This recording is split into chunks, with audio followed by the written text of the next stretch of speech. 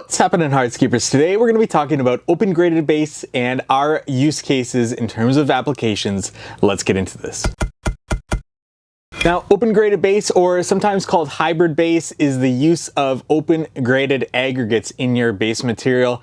This is 3/4 inch clear stone, otherwise known as ASTM number 57. And this is a 3/4 inch crushed, angular crushed clear stone. And clear just means that there are no or minimal fines in this. So there's no sand, there's no dust. You will see some products on the market that have rounds mixed in with those angular crushed stones, and you do not want that.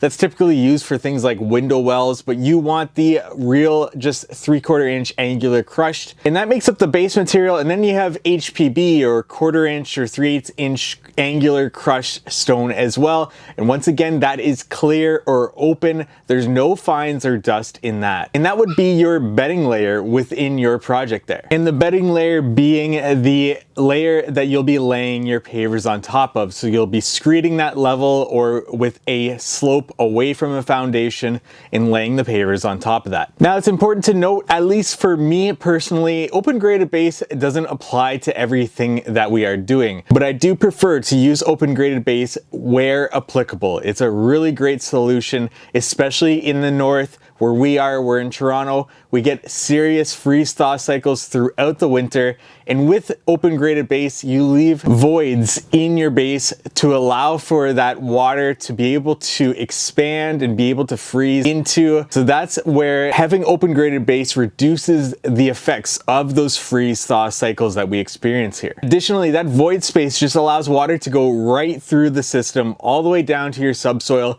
and your subsoil should absolutely be sloped away from any foundations so that that water can work its way through, hopefully penetrating into the subsoil, but also working its way away from any foundations. If you have very clay soil where water is not going to really penetrate through that clay, you'll want some sort of perforated pipe to collect that water and move it away to where you want to direct that, somewhere that it's going to daylight into a safe environment and away from any foundations. Now, like I said, I love open graded base. I'll use it where applicable, but there are some situations where it's not applicable. Like I said, away from foundations, which means we wouldn't use open graded base along a foundation. And if we are using it against a foundation, we would attach some sort of non-water penetrating geotextile along that foundation to ensure that that's going to prevent any water from soaking into that concrete foundation. But ideally, when we're working along a foundation, we're using a dense graded aggregate. But where I really like to use open graded base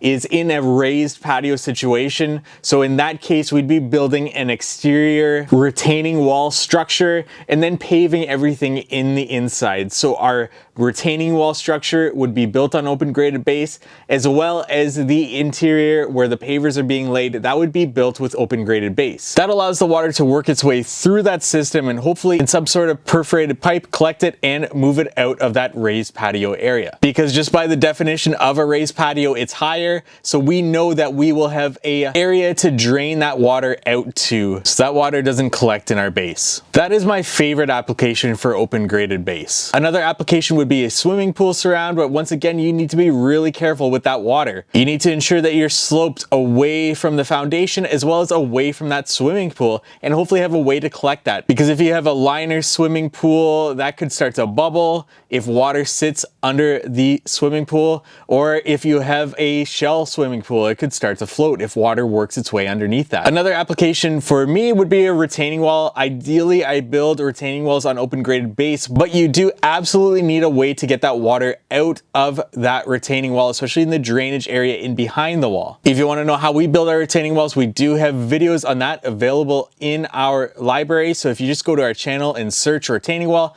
you'll see how we build our retaining walls. But with a retaining wall, if you are building using open graded base, that water is going to sit below your retaining wall. That means you need to have a perforated pipe in there to collect that water and move it out of that system. And since your base is lower than the retaining wall block, you need an even lower area to drain that water out to. So I would only use open graded base if you have a even lower area to drain that water out to that's even lower than your base material or where that perforated pipe is going to be sitting. If you don't, you'd be moving towards more of a traditional or dense graded base solution, because then your perforated pipe can be higher in that drainage area as opposed to being inside of your actual 3/4 inch crushed open graded material. And in that sense, you don't need as low of an area to be able to drain that water out to. And sticking with the backyard, I would use it for most patios. However, if I do have the opportunity to use a synthetic base,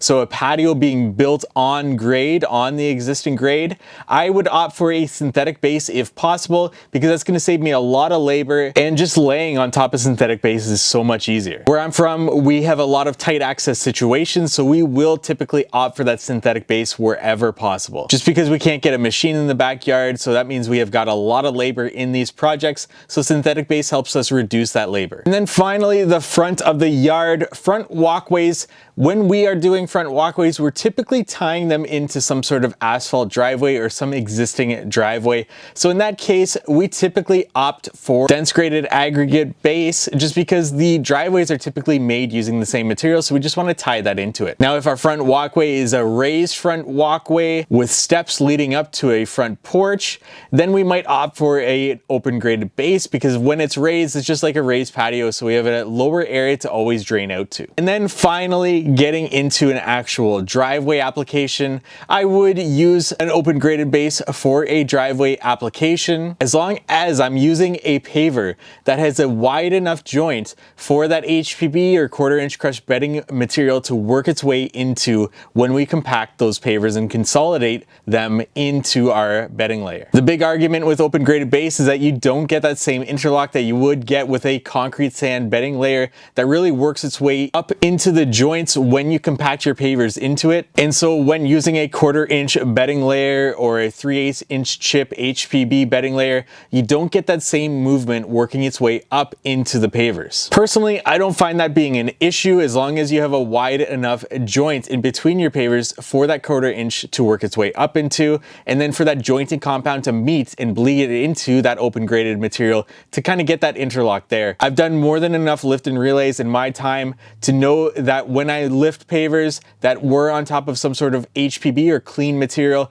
that it leaves an indent, knowing that that material has worked its way up into that joint there, as long as the joint, once again, is wide enough. So if I'm doing a driveway where the joints are very minimal, I will definitely opt for a concrete sand bedding layer, which means I can't lay concrete sand on top of my open graded 3/4 inch aggregate, so I gotta go dense graded aggregate for that base. And since we're still on the topic of open graded base, when it comes to edge restraint, I use a concrete edge restraint for that. You can see a video on our channel on concrete edge restraint. You cannot use the plastic edge restraint with the 10-inch spikes for open graded aggregate, and that's because those 10-inch spikes are designed to corrode and really latch onto the fines in a dense aggregate base.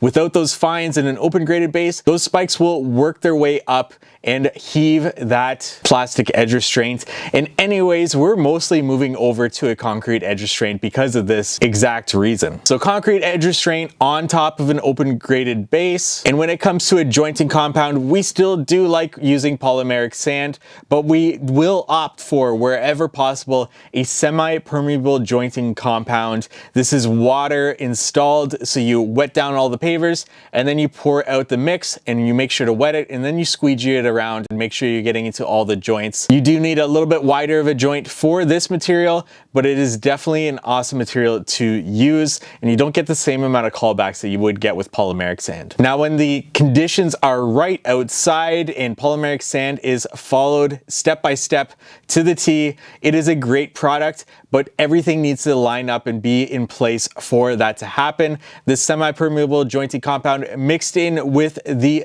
open graded aggregate ensures that we're not having pooling on the surface of our projects. And when that water works its way through the joints, it'll go through the open graded aggregate and collect, and we can then collect it and move it out of our system if we use a perforated pipe there. And so those are our use cases for open graded bases or hybrid bases whatever you want to call it there. And I would like your feedback. If you have other use cases for open graded aggregate, what do you like to use it for? Are you using open graded aggregate in your business? Let me know in the comments section below. And if you want to learn more about hardscape installation, we have courses available on our members only platform, along with our How to Hardscape headquarters software, which will help you streamline processes in your business. So I'll leave a link in the description below for that there, along with the courses if you are interested in looking at those. Please like this video if you found it helpful for whatever reason, and subscribe to this YouTube channel for more hardscaping content like this. Thank you so much for watching.